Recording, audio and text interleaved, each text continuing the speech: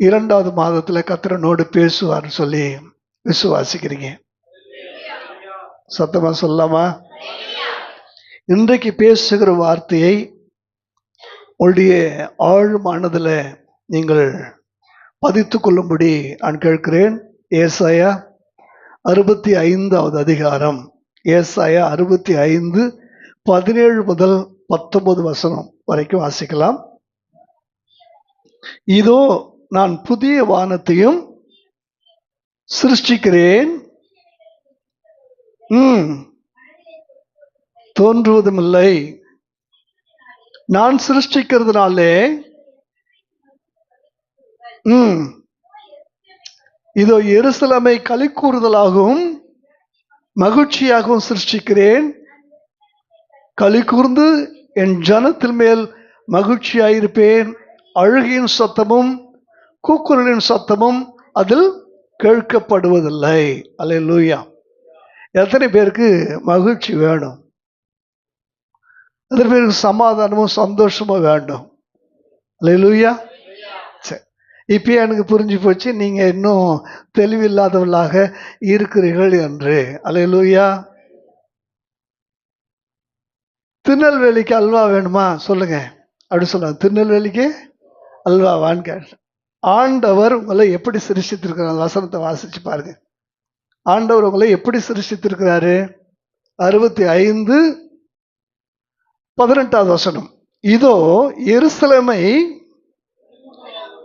ஜனத்தை மகிழ்ச்சி. யாராவது பார்த்துருக்கிறீங்களா? புரியலையே அந்த வசனத்தை நல்லா வாசிச்சு பாருங்க. தேவன் தம்முடைய ஜனத்தை, தேவன் தம்முடைய ராஜ்யமாகிய எருசலேமை களி கூறுதலாகவும் மகிழ்ச்சியாக என்ன செஞ்சிருக்கிறாரா? சிருஷ்டித்திருக்கிறாரா? ஆங்கிலத்தில் எப்படிமா இருக்கு? Rejoice and Joy. சந்தோஷமும் சந்தோஷத்தினால் வரக்கூடிய அந்த பிரதிபலிப்பு, அந்த சந்தோஷத்தினுடைய ஊற்று, அதனுடைய பெருக்கு. அப்படித்தான் ஆண்டவர் நம்மள என்ன செஞ்சிருக்கிறார்? சிருஷ்டித்திருக்கிறார். அந்த கவனிங்க. நீங்கள நானும் மகிழ்ச்சியை தொலைத்து விட்டு, சமாதானத்தை தொலைத்து விட்டு, சந்தோஷத்தை தொலைத்து விட்டு, இன்றைக்கு நம்முடைய வாழ்க்கைய கவலைக்கும் கண்ணீருக்கும் கஷ்டத்துக்கும் நம்ம என்ன செஞ்சிருக்கிறோம்?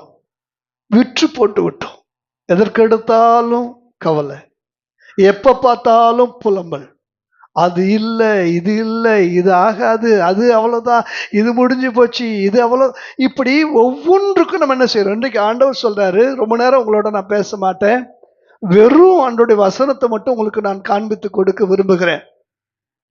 தேவன் உங்களை சிருஷ்டிக்கும் போது மகிழ்ச்சியின் உருவமாகத்தான் சிருஷ்டித்திருக்கிறார்.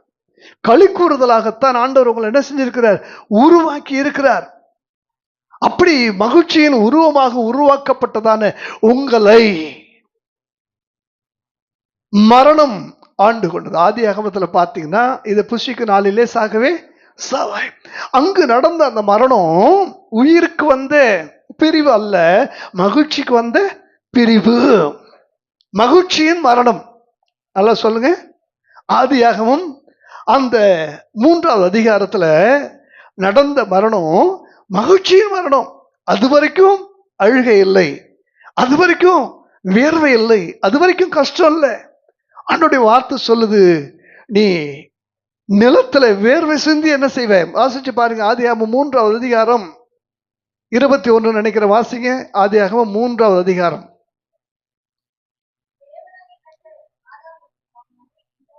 19 வசனம் வாசிங்க.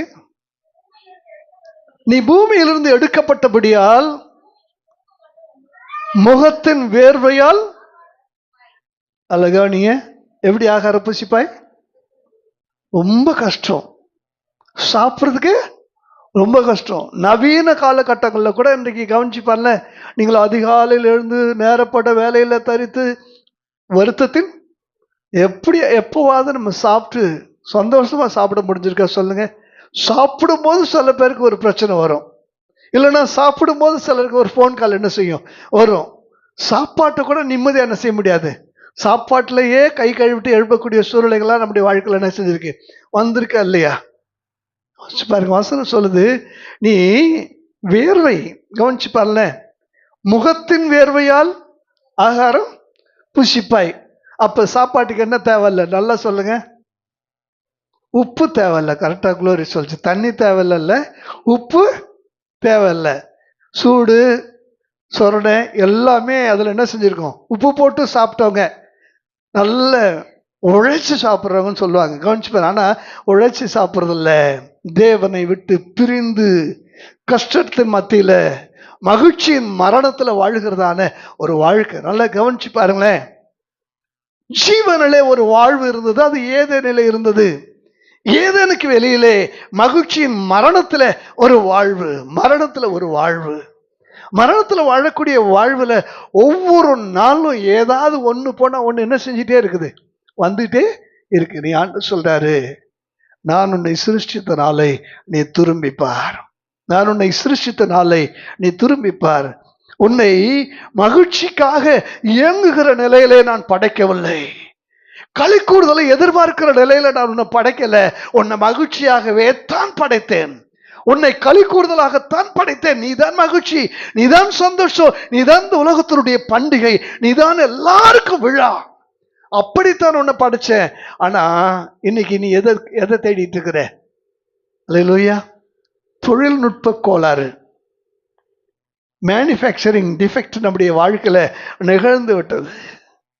இன்றைக்கு மகிழ்ச்சியை தொலைத்து விட்டு, இன்றைக்கு மகிழ்ச்சி எங்கே கிடைக்கும் என்று சொல்லி, எஸ் எங்கே நிம்மதி என்று தேடி தேடி கல்லறைக்கு போய் அங்கேயாவது கீழே ரெஸ்ட் இன் பீஸ், இங்கே நிம்மதியாக உறங்குகிறார் என்று எழுதக்கூடிய சூழலிலே தங்களுடைய வாழ்வை இழந்தவர்கள் ஏராளமாக இருக்கிறார்கள். இன்றைக்கு ஆண்டவர் சொல்லுகிறார், உங்களுக்குள்ளே ஒரு புதிய சிருஷ்டியை அவர் உருவாக்க போகிறார். உங்களுக்குள்ளே இன்றைக்கு ஒரு புதிய சிருஷ்டிப்பை உருவாக்க போகிறார். எத்தனை பேர் நீங்க அவர் கையில உங்களை விட்டு கொடுக்க போறீங்க? ஆண்டவர் எனக்குள்ளே இன்றைக்கு ஒரு புதிய சிருஷ்டியை உருவாக்க போகிறார். ஆண்டவர் எனக்குள்ளே ஒரு புதிய சிருஷ்டியை உருவாக்க போகிறார். சத்தமா சொல்லுங்க. ஆண்டவர் எனக்குள்ள ஒரு மாற்றத்தை அல்ல, ஆண்டவர் எனக்குள்ள ஒரு புது சிருஷ்டியை உருவாக்க போகிறார். ஒரு புதிய சிருஷ்டிப்பை அவர் உருவாக்க போகிறார். அல்லேலூயா. வாசிச்சு பாருங்க. எரேமியா 18வது அதிகாரம் 1 முதல் சில வசனங்களை வாசிக்கலாம். எரேமியா 18வது அதிகாரம் 1 முதல் சில வசனங்கள்.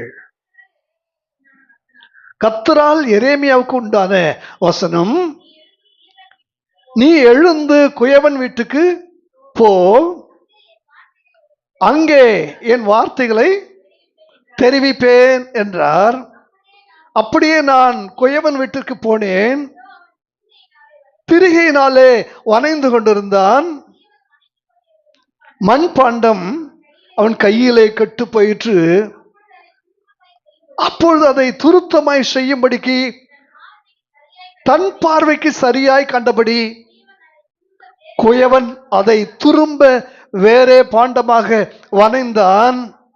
அப்பொழுது கர்த்தருடைய வார்த்தை எனக்கு உண்டாகி, இஸ்ரவேல் குடும்பத்தாரே, இந்த குயவன் செய்தது போல நான் உங்களுக்கு செய்யக்கூடாதோ என்று கர்த்தர் சொல்லுகிறார். இதோ இஸ்ரவேல் வீட்டாரே, குயவன் கையில் இருக்கிறது போல நீங்கள் என் கையில் இருக்கிறீர்கள். அதுதான் இன்னைக்கு நமக்கு வேணும். களிமண் அந்த குயவனுடைய கையில இருந்துச்சு. ஆண்டவர் எரேமியாவை நீ குயவனுடைய வீட்டுக்கு போன்னு சொல்லி அனுப்பினார். எல்லாரும் என்ன கவனிங்க, பைபிள் அப்புறம் பார்க்கலாம். தீர்க்கதரிசியாகி எரேமியாவை அழைத்து, நீ குயவனுடைய வீட்டுக்கு போ, உனக்கு ஒரு காட்சியை நான் காண்பிக்க போகிறேன், உனக்கு ஒரு காட்சியை காண்பிக்க போகிறேன். அந்த குயவனுடைய வீட்டுக்கு அவன் போகும்போது குயவன் இவனை கவனிக்கல. குயவன் தன்னுடைய வேலை என்ன செய்யறான், செஞ்சிட்டு இருக்கிறான். அந்த வீல்ல, அந்த குயவனுடைய அந்த வீல், அந்த திரிகையிலே அவன் களிமண்ணை வைத்து வனைந்து கொண்டிருக்கும் போது, நீங்க கவனிச்சு பார்த்தீங்கன்னா களிமண்ல சின்ன சின்ன கல்லுலாம் என்ன செய்யும், வரும். அந்த கல் இந்த மாதிரிலாம் இருந்துச்சுன்னா அவன் விரும்புகிற பாத்திரமா அதை என்ன செய்ய முடியாது, உருவாக்க முடியாது. அவன் உருவாக்கி கொண்டு இருக்கிற சமயத்துல அவன் விரும்புகிற பாத்திரம் என்ன ஆயிடுச்சு, உருவாக்குற பாத்திரம் அவன் கையில கெட்டு போச்சு. இப்ப என்ன செஞ்சான், அந்த களிமண்ணை மீண்டும் உருட்டி தட்டி உள்ள இருக்கிற எல்லா கசரையும் எடுத்துட்டு திரும்ப அந்த வீல்ல வச்சு என்ன செய்யறா, சுத்துறா. இப்ப முன்னிலும் மேலான சூப்பரான ஒரு பாண்டத்தை என்ன செஞ்சிட்டான், உருவாக்கிட்டான். இந்த வேடிக்கை பார்த்துட்டு வந்ததான எரேமியாவை பார்த்து ஆண்டவர் கேட்கிறார், எரேமியாவே, இந்த குயவன் செய்தது போல நான் என் ஜனங்களுக்கு செய்யக்கூடாதோ? இந்த குயவன் செய்தது போல என் ஜனங்களுக்கு நான் செய்யக்கூடாதோ? இந்த குயவன் தன் கையில இருந்த அந்த களிமண்ணை அது கட்டுப்போன பிற்பாடு மீண்டும் தன்னுடைய சித்தத்துக்கு உட்படுத்தி தன் விருப்பத்துக்கேற்ற ஒரு பாத்திரமாக அந்த மண்ணை அவன் மாற்றி ஒரு மகிமையான பாத்திரமாக என்ன செஞ்சிட்டான், உருவாக்கிட்டான். ஆஃப்டர் ஆல் இந்த குயவன் இப்படி செய்யக்கூடுமானால் நான் என் கையிலே நீங்கள் இருந்தால் உங்களை உடைத்து, உங்களை உருமாற்றி, உங்களை அணைந்து, உங்களுக்கு ஊறு கொடுத்து, நான் விரும்புகிற எனக்கு பிரியமான என் பாத்திரமாக நான் உங்களை படைத்து கொள்ள மாட்டேனோ? நான் உங்களை மீண்டும் சிருஷ்டித்து கொள்ள மாட்டேனோ? என்னுடைய வார்த்தையை கவனிச்சு பாருங்க. எனக்கு பிரியமான தேவனுடைய பிள்ளைகளே, இன்னைக்கு நம்ம ஆண்டோடைய கையில ஒப்பு கொடுக்கறதான இந்த நேரம், ஆண்டவரே, நான் ஒரு மண்ணை போல உங்க கையில என்ன செய்றேன், ஒப்பு கொடுக்கிறேன். மீண்டும் என்ன நீங்க என்ன செய்யணும், சிருஷ்டிக்கணும். சில பொருட்களை நீங்க வாங்கும்போது கேரண்டி வாரண்டின்னு ரெண்டு சொல்லுவாங்கல்ல. வாரண்டினா என்ன, கேரண்டினா என்ன? வாரண்டிக்கு W முன்னால வரும், கேரண்டிக்கு அப்படி இல்லை. என்ன வாரண்டிக்கும் கேரண்டிக்கும்?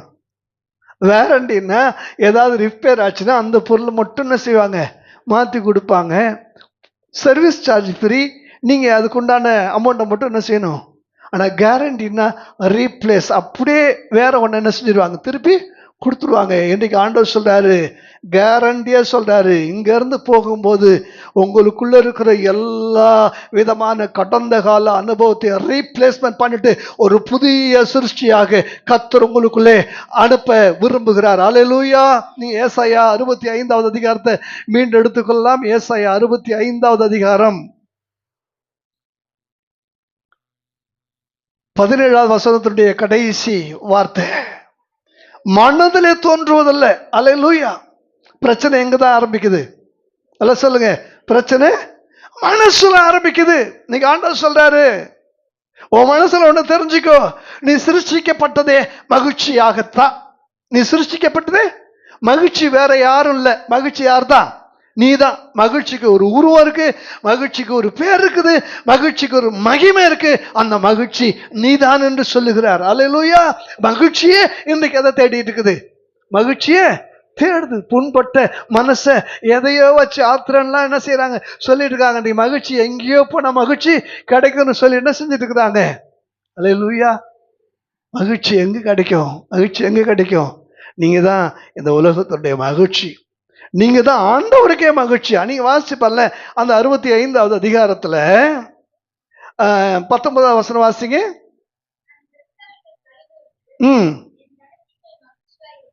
என் ஜனத்தில் மேல். இப்ப ஆண்டவருடைய மகிழ்ச்சி யார் தான்? சொல்லுங்க. ஆண்டவருக்கே மகிழ்ச்சி யார் தான்?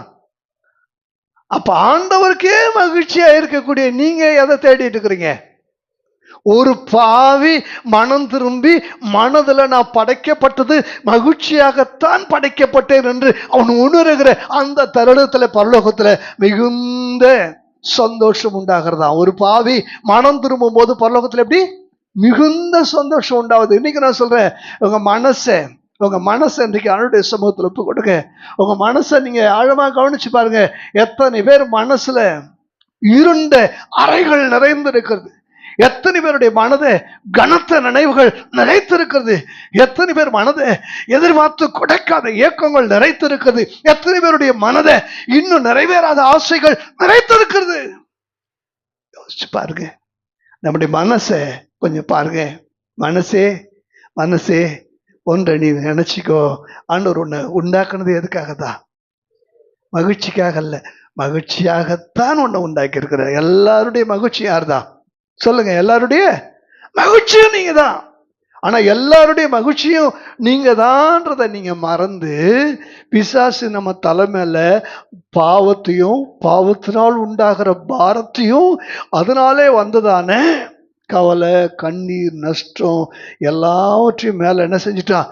சுமத்தி வச்சுட்டான். அல்லேலூயா. மார்த்தாளே, மார்த்தாளே, நீ அநேக காரியங்களை குறித்து நீ கவலைப்பட்டு கலங்குகிறாய். மரியாளோ, நான் மகிழ்ச்சிக்காக படைக்கப்பட்டவள் அல்ல, நானே மகிழ்ச்சி. அவர் பாதத்தில் நான் இருப்பதுதான் அவருக்கு மகிழ்ச்சி. நான் அவருக்கு மகிழ்ச்சியா இருக்கும்போது எனக்கு அவர் மகிழ்ச்சியா இருப்பாரா, இருக்க மாட்டாரா? சொல்லுங்க. அல்லேலூயா, அல்லேலூயா. நான் என் தேவனுக்கு மகிழ்ச்சியாய், நான் என் தேவனுக்கு பிரியமாய் இருக்கும்போது எனக்கு பிரியமானதெல்லாம் என் தேவனை என் பின்னால் அனுப்பிட்டே இருப்பார். கரங்களை தட்டி கர்த்தரை மகிமைப்படுத்துவோமா? அல்லேலூயா, அல்லேலூயா. படைக்கப்பட்டதனுடைய நோக்கத்தை இழந்து இன்றைக்கு ஓடிக்கொண்டிருக்கிற அந்த காலத்துல நம்ம என்ன செஞ்சுட்டு இருக்கிறோம்? வாழ்ந்துட்டு இருக்கிறோம். தள்ளப்பட்ட லூசிவரை பார்த்து ஆண்டவர் சொன்ன வார்த்தை, நீ படைக்கப்பட்டது காப்பாற்றுகிறதற்காக உண்டாக்கப்பட்ட கேருப். நீ எல்லாம் சொல்லுங்க, எதுக்காக உண்டாக்கப்பட்டது? காப்பாற்றுகிறதுக்காக உண்டாக்கப்பட்ட கேருப். நீ இப்ப நீ என்ன பண்ணிட்ட? கொல்லவும் அழிக்கவும் வர, திருடவும் கொல்லவும். நீ எதுக்காக உருவாக்கப்பட்டவன்? நீ காப்பாற்றுகிறதுக்காக உருவாக்கப்பட்ட காற்று. கேருப்புனா காற்று. இன்னைக்கு உலக யுத்தம் எதுல நடக்குது சொல்லுங்க? உலக யுத்தம் காற்று வழியாக தான் என்ன செய்யுது? நடக்குது. இன்னும் கொஞ்ச நாள்ல இந்த ஸ்கட்டு ஏவுகணை எல்லாம் மாறி இப்ப சைனாவில் லேசர் ஆயுதங்களை கண்டுபிடிச்சிருக்காங்க.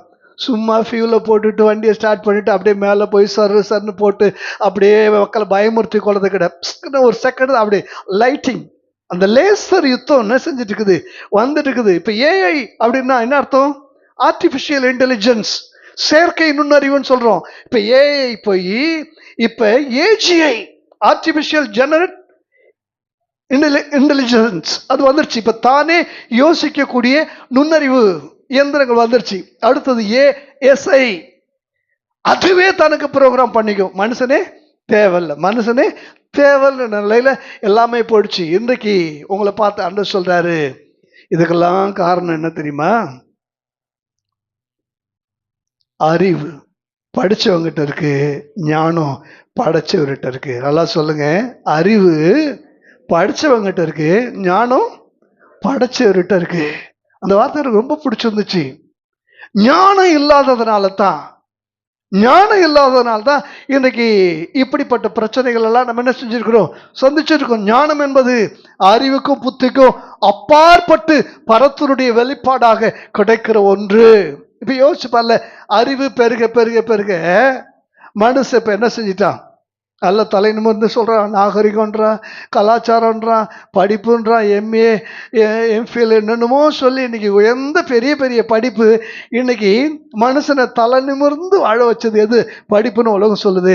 ஆனா இன்னும் கொஞ்ச நாள்ல நீங்க நிமிர்ந்த தலை குனியாம தான் போகணும். ஒரு வீட்டுல இருந்து அடுத்த வீட்டுக்கு போறப்ப பார்த்துட்டே போனோம். ஏன்னா மேல எப்ப ஏவுகணை தலை மேல விழுனே தெரியாது. சரு சரு சருன்னு மேல யுத்த நாட்கள் என்ன செஞ்சிருக்கோம்? ஃபிளைட் போயிட்டு இருக்கோம். ஒரு குறிப்பிட்ட காலத்துல இலங்கையில யுத்தம் நடந்த பொழுது ஒரு இடத்துல இருந்து இன்னொரு இடத்துக்கு குடிபெயர்ந்து போகும்போது பாத்தீங்கன்னா அவங்க மேல பார்த்துட்டே போவாங்க. எப்ப எந்த விமானம் வந்து தலை மேல கொண்டு போடுன்னு தெரியாது. ஏன்னா இப்ப அறிவு எங்க போயிடுச்சு? அறிவு ஆகாயத்துல கூடு கட்ட போயிடுச்சு. ஆண்டவர் சொல்றாரு, அறிவு பெருத்து போய் அங்கே ஏறுவேன்னு சொல்லி நீ அங்கே ஏறி கூடு கட்டுவாய், அங்கே இருந்து நான் அவனை கீழே தள்ளவேன்னு சொல்லி இருக்கிறாரு. அல்லேலூயா. ஞானம் சொல்லுது, அதுக்கு மேல ஒரு கூடாரத்தல்ல, பிதாவின் வீட்டில் அநேக வாசஸ்தலங்களை கர்த்தர் உனக்காக ஆயத்தம் பண்ணி வச்சிருக்கிறாருன்னு சொல்லுது. அல்லேலூயா சொல்லுவோமா? அல்லேலூயா, அல்லேலூயா.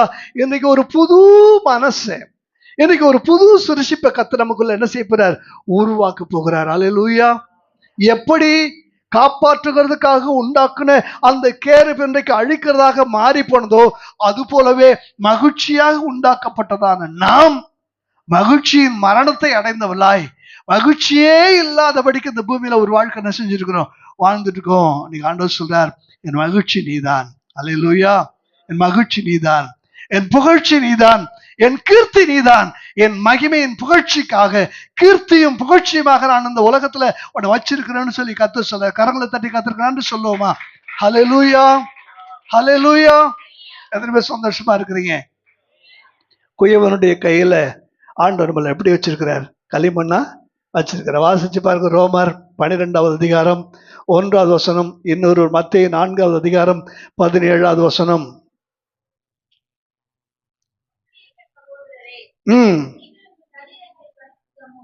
பிரியமுமான ஜீவ பலியாக ஒப்பு கொடுக்க வேண்டும் என்று வேண்டிக் கொள்ளுகிறேன். புத்தியுள்ள ஆராதனை. நீங்கள் இந்த பிரபஞ்சத்துக்கு ஒத்த வேஷம் தெரியாமல் தேவனுடைய நன்மையும் பிரியவுமான சித்தம் இன்னதென்று பகுத்தறியத்தக்கதாக உள் மனம் புதிதாகிறதுனாலே. இன்னைக்கு எத்தனை பேர் ஆண்டவர்கிட்ட உங்க பழைய மனசை கொடுத்துட்டு புது மனசை வாங்க போறீங்க?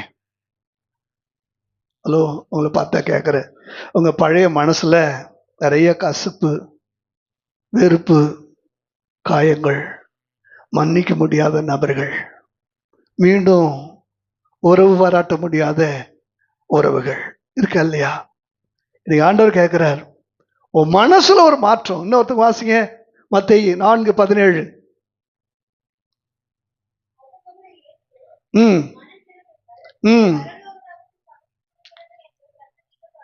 போதும். மனசு திரும்பி தேவனுடைய சமூகத்துல நீங்க கொடுத்துட்டு அவர் கொடுக்கிற புதிய மனசை வாங்கலன்னா பரலோக ராஜ்யம் எப்படி இருக்குது? நல்லா சொல்லுங்க, தூரமா இருக்கு. இன்னைக்கு உங்க மனசை நீங்க அவர்கிட்ட கொடுத்துட்டு அவர் கொடுக்கிற புது மனசை வாங்கிட்டா பரலோக ராஜ்யம் எப்படி இருக்குதா? சமீபமா. எப்ப வேணாலும் அடுத்த 8 எங்க வைக்கலாம் சொல்லுங்க. எப்ப கண்ணை மூடினாலும் இங்க அவுட்டுன்னா அங்க நம்ம என்ன செஞ்சிருவோம்? ஜூட். அல்லேலூயா. ஒண்ணு மாத்திரம் நல்லா தெரிஞ்சுங்க, ஆண்டவர் இன்றைக்கு உங்க மனசை மாற்றி தர விரும்புகிறார். அல்லேலூயா. பிரச்சனையே எங்கதான் ஆரம்பிக்குது? மனசுலதான். ஒருத்தவன் கொஞ்சம் உடம்பு முடியாம இருந்த தன்னுடைய ஆட்டுக்குட்டி, தான் நேசித்து வளர்த்த ஆட்டுக்குட்டிய தோல் மேல போட்டுட்டு தன்னுடைய ஊருக்கு போயிட்டு இருக்கிறான். அது ஒரு காட்டுப்பாதை. போயிட்டு இருக்கும்போது வழியில ஒருத்தவன் அவனை பார்த்து, என்னடா நீயா, ஏன் அந்த நாயத்துக்கு தோல்ல போட்டுட்டு போற? அந்த நாயை நடக்க விட்டு கூட்டு போக வேண்டியதானு சொல்லி சொன்னான். இவன் பார்க்குறான், இது நாய் இல்லை, இது என்னது, ஆடு, லூசு, ஏதோ சொல்லிட்டு போகுதுன்னு நினச்சிட்டு போகிறான். அடுத்து 1 கிலோமீட்டர் தூரத்தில் என்ன ஒருத்த பார்க்குறான், ஏன்டா படித்தவன் தானே, அறிவு இருக்குல்ல உனக்கு, நாயை தூக்கி தோலில் போட்டு போகிற, அந்த நாயை இறக்கி விட்டு நடத்தி கூட்டு போக வேண்டியதானே அப்படின்னு சொல்லி சொன்ன உடனே இவனுக்கு லேசாக கருக்குன்னுச்சு. திரும்பி பார்க்குறான், பார்த்தா என்னதான், ஆடுதான். இது பெரிய லூஸாக இருக்கும் போல அப்படின்னு நினச்சிட்டு அப்படியே சொல்லிட்டு திரும்ப கொஞ்சம் தூரம் போயிட்டு இருக்கிறான். அப்புறம் 1 கிலோமீட்டர் தூரத்தில் இன்னொருத்த வர நல்லா டீசெண்டாக இருந்தான். சொல்கிறேன், ஏப்பா ஒன்று பார்த்தா நல்ல மனுஷன் மாதிரி தருது, நீ இப்படி பைத்தியக்காரத்தனமா முட்டாள்தனமா இப்படி ஒன்ன ஒரு நாயத்துக்கு, அதுவும் சொறி நாயத்துக்கு தோல்ல போட்டு போறிய, இதெல்லாம் விளங்குமான்றான். இவனுக்கு லேசா சந்தேகம். திரும்பி பார்க்குறான், ஆடுதான், இது ஒருவேளை நம்ம கண்ணுதான் ஏதோ ஆயிடுச்சோன்ட்டு திரும்ப 4வது ஒருத்தவன் ஏதோ சொல்ல வாயை எடுத்தவன வந்து, நீ சொல்ல வேணாம் சொல்லி தூக்கி என்ன பண்ணிட்டா, தூக்கி போட்டுடுச்சு. இந்த நாயை வேணான்னு சொல்லிட்டு போக ஆரம்பிச்சுட்டான். பிரச்சனை எங்க ஆரம்பிக்குது? கொஞ்சம் கொஞ்சமா பிரச்சனை மனசுல ஆரம்பிக்குது. ஆரம்பிச்ச மனசுல பிரச்சனை அது ஆட்டை எப்படி மாத்திருச்சு? நல்லா சொல்லுங்க. நாயா மாத்துச்சு. நம்மளை எப்படி மாத்துச்சு? மகிழ்ச்சியா படிச்ச நம்மள மகிழ்ச்சியே இல்லாத ஆட்களா என்ன செஞ்சிருச்சு? மாத்திருச்சு. அது நாயா மாத்தி இங்க பேயா மாத்துற அளவுக்கு பிரச்சனை நமக்கு என்ன செஞ்சிருக்குது? போதா இல்லையா? ஹலோ, உண்டா இல்லைங்களா? சொல்லுங்க. அல்லேலூயா. இன்றைக்கு ஆண்டவர் மீண்டும் ஒரு விஷயம் கூட, உங்களை அவர் வாங்கி உங்களை பழுது பார்த்து உங்களை சொப்பனிட்டு உங்களை சுற்றி வேலி அடைத்து கற்கள் பொறுக்கி கோபுரத்தை நாட்டி அதில் ஒரு ஆலை உண்டாக்கி உங்களிலே கனிதருகிற ஜீவியத்தை கொடுக்க என் ஆண்டவர் விரும்புகிறார். அல்லேலூயா சொல்லுவோமா? ஹல்லேலூயா. ஒரு சின்ன பையன், அவங்க அப்பா கார்பெண்டர், அப்பா செய்யறத பார்த்து பார்த்து இவன் என்ன செய்யறான்? கார்பெண்டிங் வேலை கத்துக்கிறான். கத்துக்கிட்டு அவனுக்கு பிடிச்ச மாதிரி ஒரு அழகான ஒரு போட்டு, தனக்கு பிடிச்ச மாதிரி போட்டை தானே என்ன செய்யறான்? அந்த துண்டு மரப்பலகைகள்ல செஞ்சு தன்னுடைய விளையாட்டு பொருளை உருவாக்கிட்டான். டெய்லி அவனுக்கு சாயங்காலம் ஆனா எங்க போயிடுவான்? அப்படி கடற்கரைக்கு போய் அந்த பீச்சு அந்த ஆற்று ஓரத்தில் அப்படியே அந்த படகை கொஞ்ச நேரம் அப்படியே தண்ணியில் விடுவான். அது அப்படியே தண்ணியில் போகும். கொஞ்சம் தூரம் போன பிற்பாடு ஓடி போய் அந்த படகை என்ன செஞ்சிருவான், எடுத்துட்டு திரும்ப வீட்டுக்கு வந்துடுவான். இது அவனுடைய வாடிக்கையான ஒரு பொழுதுபோக்கு, மகிழ்ச்சிக்குரிய ஒரு நேரம். இப்படி ஒரு நாள் அந்த படகை அவன் தண்ணீரில் விட்டு வேடிக்கை பார்த்து கொண்டிருந்தப்போ திடீரென்று உயர்ந்து எழும்பி வந்த ஒரு அலை அந்த படகை என்ன செஞ்சிச்சு, கொண்டு போயிடுச்சு. தேடுறான், சுற்றி முற்றி பார்க்கறான், ஓடுறான், எங்கேயுமே அந்த படகை காணோம்.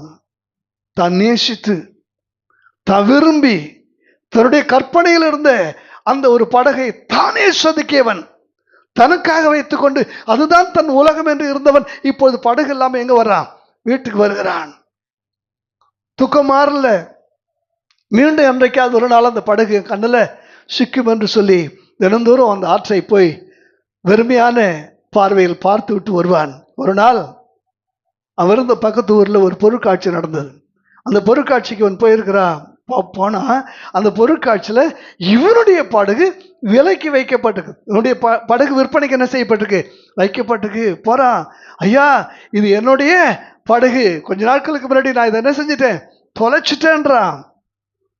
அந்த விற்பனையாளர் சொல்றாரு, பரவாயில்ல நீ தொலைச்சிருக்கலாம், ஆனா இதுல இருக்கிற அந்த விலையை கொடுத்து நீ என்ன செஞ்சுக்கோ, வாங்கிக்கோன்னு சொல்லி மீண்டும் விலை கொடுத்து அந்த படகை வாங்கி தன் நெஞ்சோடு அணைத்து கொண்டு அவன் சொன்னா, 2 முறை நீ எனக்கு சொந்தம். நல்லா சொல்லுங்க, 2 முறை நீ எனக்கு சொந்தம். ஒன்று, நான் உன்னை உருவாக்கியதால் நீ எனக்கு சொந்தம்.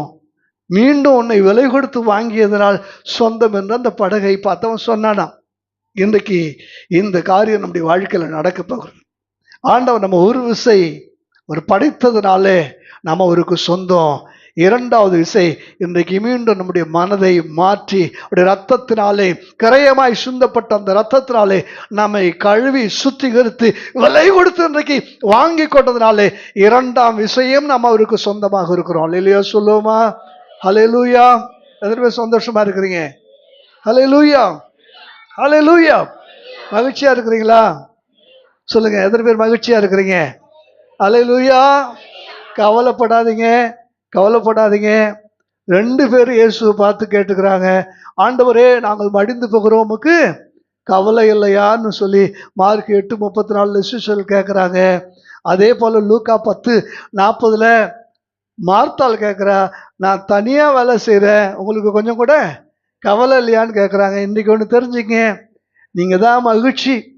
ஆண்டவருக்கே மகிழ்ச்சியா இருப்பதற்காக மகிழ்ச்சியாகவே படைக்கப்பட்ட, களி கூறுதலாக படைக்கப்பட்டதான நீங்கள் இன்றைக்கு கவலைப்படுறது இல்லாம ஆண்டவரையே சேர்த்து என்ன செய்யப்படுறீங்களா, கவலைப்பட வைக்கிறீங்க. அல்லேலூயா. இயேசு கவலைப்பட்டார், கண்ணீர் வடித்தார். இந்த பாத்திரம் என்னை விட்டு நீங்க குடும்பனால் நீங்கும்படி செய்யும் என்று சொல்லி பலத்த சத்தத்தோடு கண்ணீரோடு விண்ணப்பம் பண்ணினார் என்று சொல்லி எபிரேயர் 5வது அதிகாரம் எடுங்க. எபிரேயர் 5வது அதிகாரம்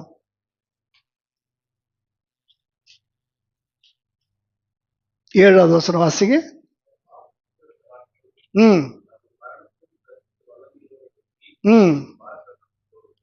பலத்த சத்தத்தோடும் கண்ணீரோடும், அழகவனிங்க, பலத்த சத்தத்தோடும் கண்ணீரோடும். இன்னைக்கு நான் சொல்றேன், நீங்களும் நானும் இனி ஒருபோதும் கண்ணீர் வடிக்க கூடாது. அழுகையின் சத்தம் உங்களுடைய வாழ்க்கையில இருக்கவே கூடாது என்பதற்காக கல்வாரி சிலுவைக்கு போவதற்கு முன்னதாக நமக்காக பலத்த சத்தத்தோடு கண்ணீரோடு விண்ணப்பம் பண்ணினவர் நம்முடைய ஆண்டவர். அல்லேலூயா. மீண்டும் ஏசாயா 65வது அதிகாரத்துக்கு நேராக நாம் திருப்பலாம். அதுல வாசிச்சு பாருங்க, 19வது வசனத்தினுடைய கடைசி பகுதி. அழுகையின் சத்தமும் இனி அதில் கேட்கப்படுவதில்லை, கேட்கப்படுவதில்லை. அழுகையின் சத்தம், கூக்குரலின் சத்தம் இனி இன்றைக்கு ஆண்டவர் எருசலேமாகிய உங்களை, நம்முடைய ஜனமாகிய உங்களை ஆண்டவர் மீண்டும் மகிழ்ச்சியின் பாத்திரமாக சிருஷ்டிக்க விரும்புகிறார். மீண்டும் உங்களுக்குள்ளே ஒரு களி கூறுதலை ஆண்டவர் உண்டாக்க விரும்புகிறார். ஆண்டவர் சொல்லுகிறார், அழுகையின் சத்தம் இனி உங்க வாழ்க்கையில் இல்லை, கூக்குரல் சத்தம் இனி உங்க வாழ்க்கையில இல்லை. அல்லேலூயா. ஏனென்றால் நான் உங்களை மகிழ்ச்சியாக படைக்கிறேன். நான் உங்களை மகிழ்ச்சியாக படைக்கிறேன். ஆண்டோடைய வார்த்தை பாருல, என்ன போட்டுக்கு பாருங்க, சிருஷ்டிக்கிறேன். அந்த மேல் வசனத்தை வாசிப்பார்ல, நான் சிருஷ்டிக்கிறதுனால்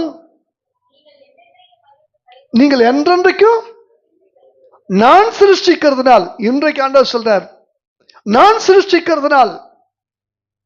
ஆண்டவர் உங்களுக்குள்ள சிருஷ்டிக்க போகிறதான இந்த புதிய சிருஷ்டிப்புக்காக, ஆண்டவர் உங்களுக்குள்ளே மாற்றி அமைக்க போகிற ஒரு புதிய மனநிலைக்காக நீங்கள் ஆண்டவருக்கு உங்களை என்ன செய்யணும்? ஒப்பு கொடுக்க வேண்டும். 17ஆம் வசனத்தை வாசிச்சு பாருங்க. இதோ புதிய வானத்தையும், நீங்க இதோ அப்படின்னு என்ன அர்த்தம்? இதோன்னா இப்ப, இப்ப இதோ இங்கே நான் என்ன செய்ய போறேன். நீங்க புதிய வானம்னும் புதிய பூமின்னு வேற மாதிரி நினைக்கிறீங்க. வானம்னா தேவன், பூமின்னா மனுஷன். பூமியின் மண்ணினாலே மனுஷன் படைக்கப்பட்டதுனாலே அவன் பூமிக்கு அடையாளமாக என்ன செய்யறான்? இருக்கிறான். தேவன் எப்படி இருக்கிறாரு?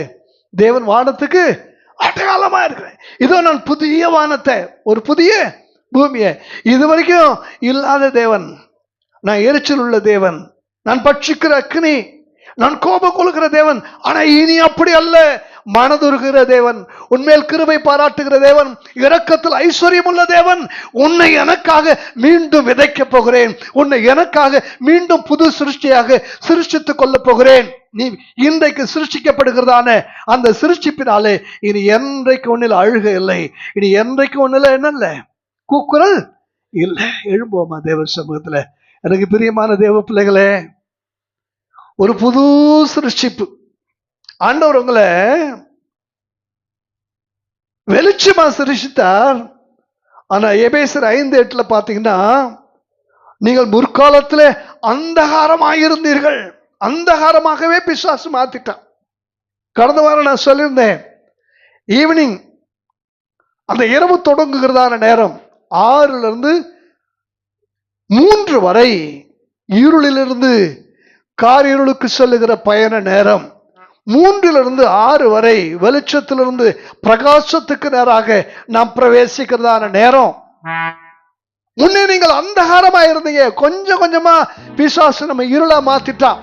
இருளா மாத்திட்டதுனால வெளிச்சத்தின் பிள்ளைகளாக படைத்து வெளிச்சத்தில் அவர் நமக்காக வைத்திருக்கிற ஆசீர்வாதங்களை பார்க்க முடியாதபடிக்கு இருண்டு போன இதயத்தோடு வாழ்ந்து கொண்டிருக்கிறோம். அதனாலதான் புலம்பல். ஆண்டவர் நமக்காக என்ன வைத்திருக்கிறார்னு தெரியாததுனாலதான் கவலை, கண்ணீர்லாம். முதலாவது தேவனுடைய ராஜ்யத்தை தேடுங்க. நீங்கள் விசுவாசித்து மனம் திரும்பும் போது தேவனுடைய ராஜ்யத்துல நீங்கள் பெயர் எழுதப்பட்ட தேவனுடைய பிள்ளைகளாக இருக்கிறீர்கள்.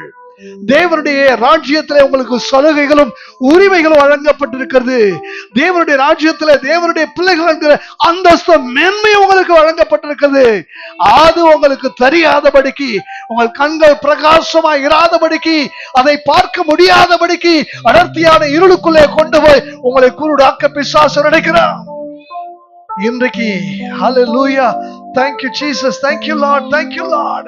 கொஞ்ச நேரம் தேவ சமூகத்துல ஒரு புது இருதயத்தை நீங்க சிருஷ்டிக்க வேண்டும் தகப்பனே. ஹல்லேலூயா, ஹல்லேலூயா.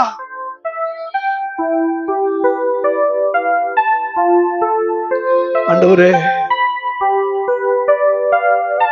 அந்த கொயவனை போல உடைய கரங்களிலே எங்களை படைக்கிறப்பா.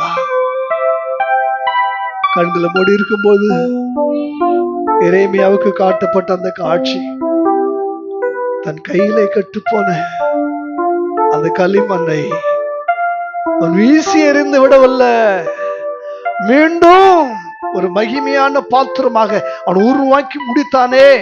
அந்த குயவன் தன்னுடைய கையில் இருந்த மண்ணுக்கு அப்படி செய்ய முடியுமானால், என் கையில நீங்க இருந்தா, என் கையில இருந்தா நான் உங்களுக்கு அதை செய்ய மாட்டேனா? உங்க வாழ்க்கையை இன்றைக்கு நான் மாற்ற போகிறேன். உங்க சூழ்நிலை இன்றைக்கு நான் மாற்ற போகிறேன். உங்களுடைய காரியங்கள் இன்றைக்கு மாற்ற போகிறேன். உங்களுடைய புலம்பல் மாறப்போகிறது, உங்களுடைய வியாதி மாறப்போகிறது, உங்களுடைய பலவீனம் மாறப்போகிறது. இதுவரை நீங்கள் யாரா இருந்தீர்களோ இனி அப்படி இருக்க போவதில்லை. இதுவரைக்கும் நீங்க சிந்திய கண்ணீர் இனி வருவதில்லை. இதுவரைக்கும் புலம்பிய புலம்பல் மீண்டும் வருவதில்லை. உன் துக்க நாட்கள் முடிந்து போகும். நீயே மகிழ்ச்சியாக மாறி கடந்து செல்வாய். ஹல்லேலூயா. ஆண்டவரை நீ நேசி, ஆண்டவரே நேசி. ஹல்லேலூயா. ரெண்டு கரங்களை கர்த்தருக்கு நேரா உயர்த்தி எனக்குள்ள ஒரு புதிய சிருஷ்டிப்பு உண்டாக்குங்கப்பா. நன்றி தகப்பனே, நன்றி அப்பா. நேசிக்கிறே உண்மைத்தானே ஐயா, நிலையில்லாத இந்த உலகத்திலே நேசிக்கிறேன் உம்மைத்தானே ஐயா, உம்மைத்தானே யேசையா, ஐயா உம்மைத்தானே யேசையா, நேசிக்கிறேன் உம்மைத்தானே ஐயா, நிலையில்லாத இந்த உலகத்திலே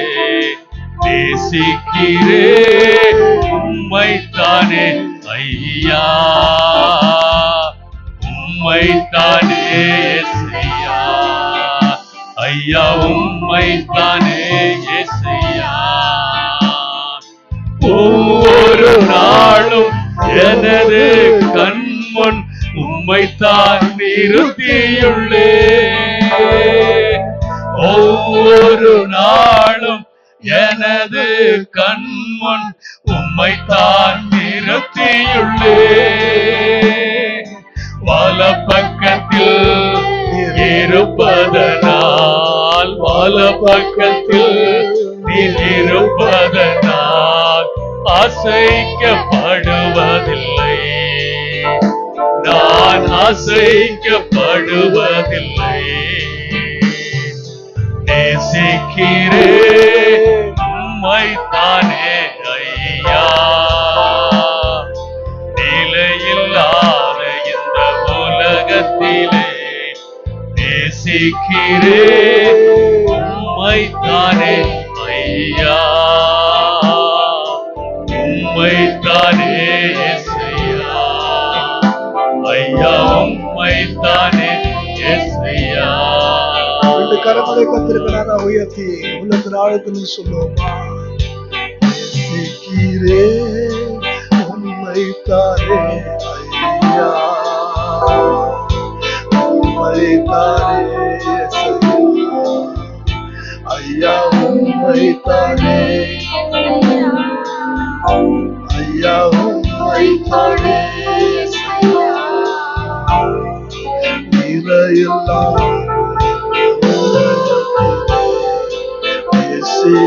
நேசிக்கிறேன் உம்மைத்தானே, உம்மைத்தானே யேசையா, ஐயா உம்மைத்தானே யேசையா, நிலையில்லாத இந்த உலகத்திலே நேசிக்கிறேன் உம்மைத்தானே ஐயா, உம்மைத்தானே யேசையா. உள்ளத்தின் ஆழத்திலிருந்து ஐயா உம்மைத்தானே நேசிக்கிறேன் உம்மைத்தானே யேசையா, ஐயா உம்மைத்தானே யேசையா. Love you Lord, ஐயா உம்மைத்தானே. ஒரு நாளும் எனது கண் உம்மைத்தான் நிறுத்தியுள்ளே,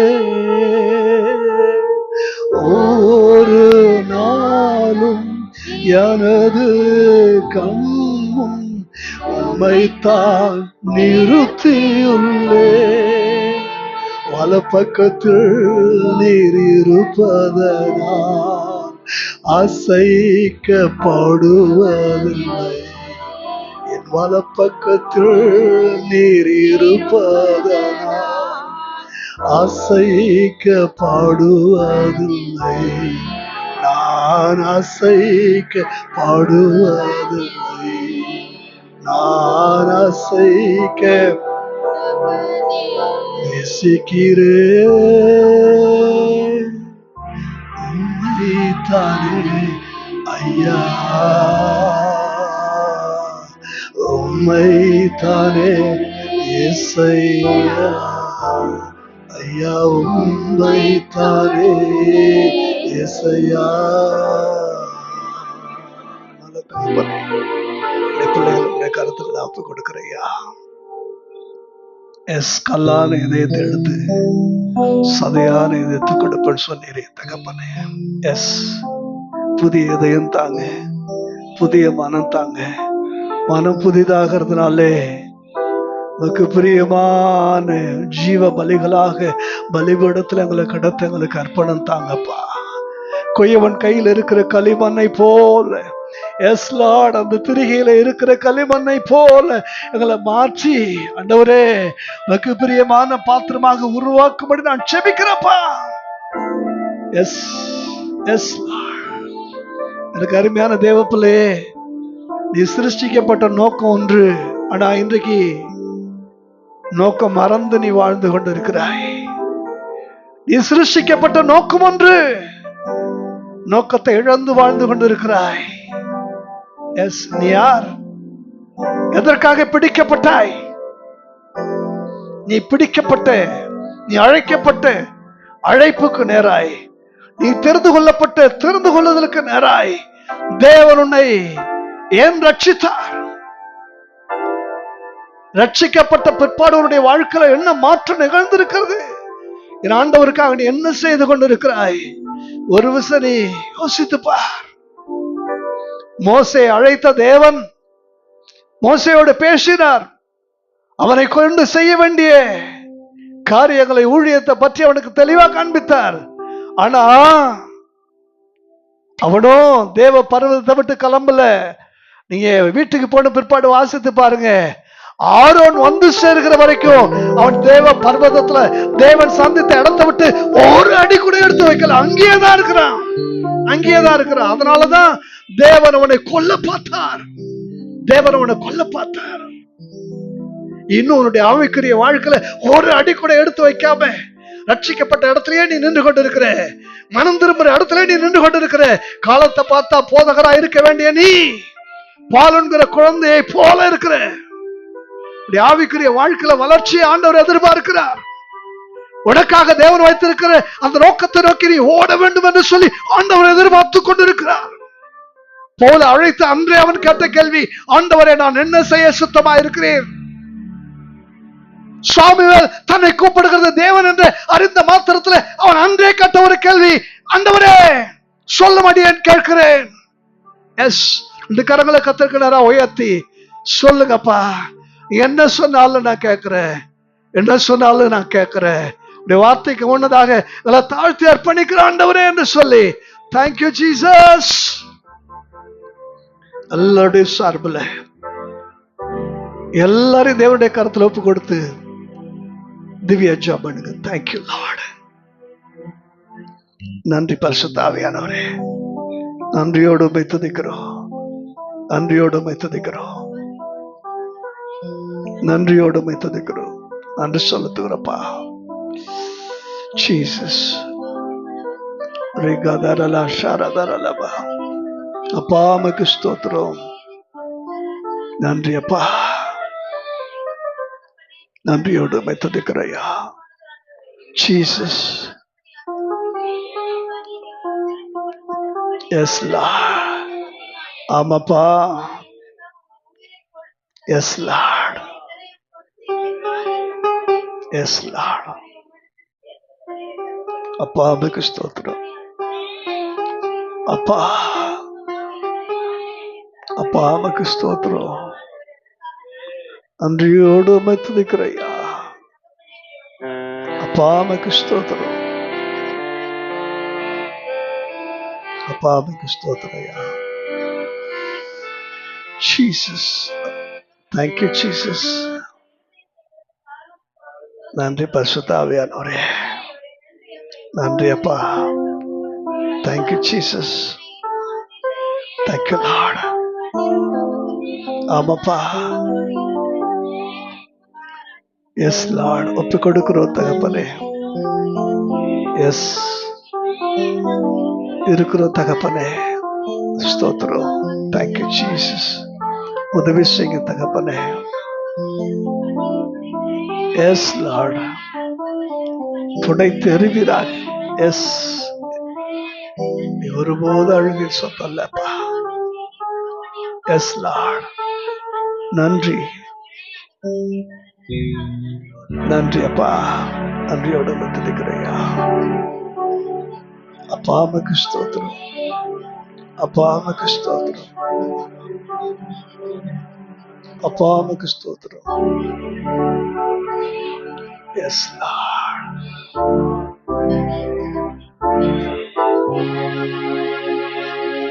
தகப்பனே உமக்கு ஸ்தோத்திரம். ஒப்பு கொடுக்கிறோம் தகப்பனே. நன்றி அப்பா. Yes Lord Jesus. ஆமாப்பா. Yes Lord. அப்பா உமக்கு ஸ்தோத்திரம். நன்றி அப்பா. நடத்துங்கப்பா, நடத்துங்கப்பா. வேண்டும் தகப்பனே, வேண்டப்பா. நன்றி அப்பா, நன்றி அப்பா. ஒப்பு கொடுக்கிறோம் ராஜா. ஜீசஸ், மகிமைப்படுத்துங்கப்பா. நன்றி அப்பா, நன்றி அப்பா.